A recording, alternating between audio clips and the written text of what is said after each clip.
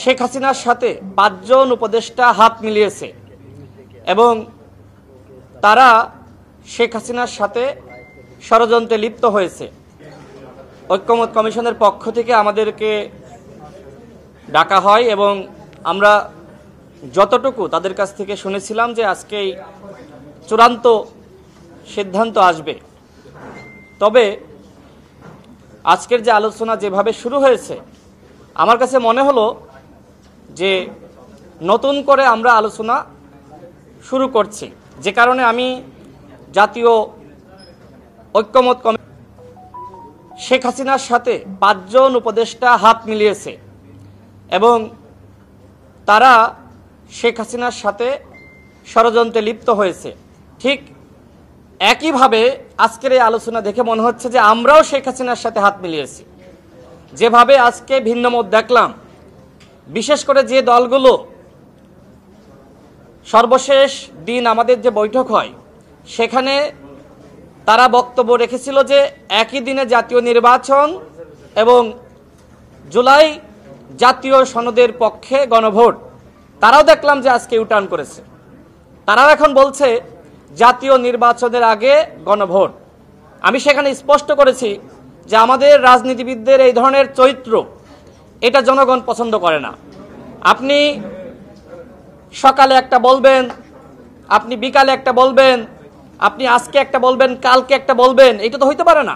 আমি ঐক্যমত কমিশনে এই কথা বলেছি যে তাহলে কি আমরা সেই গণ অভ্যুত্থানের পরে যখন ঐক্যমত কমিশন গঠিত হয় আমরা কি সেখানে ফিরে যাচ্ছি যেখানে আমাদেরকে সামনে অগ্রসর হওয়ার কথা?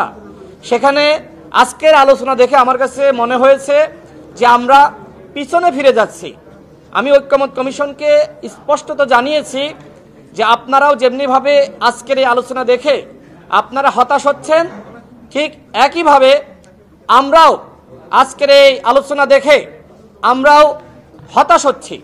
এইটা তো আসলে জনগণ কোনোভাবেই প্রত্যাশা করে না যে আপনারা সে আবার ৮ মাস পিছনে ফিরে যাবেন, যেখানে সামনে ফেব্রুয়ারি মাসে সরকারের পক্ষ থেকে বলা হয়েছে আমি বুঝি নির্মাণের শিল্প, সালাম স্টিল বোঝে ডিউরেবিলিটি, সালাম স্টিল মোস্ট ডিউরেবল স্টিল। তারা জাতিকে একটি সেরা নির্বাচন উপহার দিবে।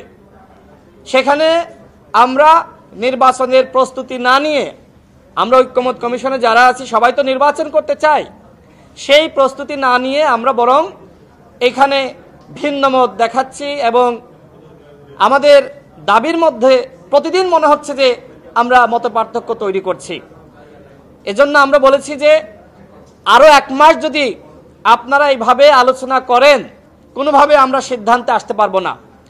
আমরা 9টি রাজনৈতিক দল আমরা বসেছিলাম, আলোচনা করেছি।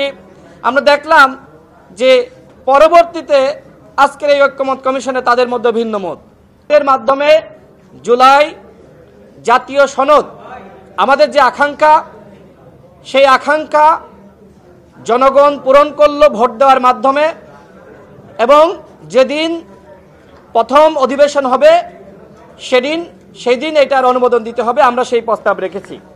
এখন আসি নোট অফ ডিসেন্ট, যেটি নিয়ে এখানে আলোচনা হয়েছে। কয়েকটি দল বলেছে যে আমরা যেহেতু রাজনৈতিক ঐক্যমতে পৌঁছেছি সুতরাং গণভোটের প্রয়োজন নাই।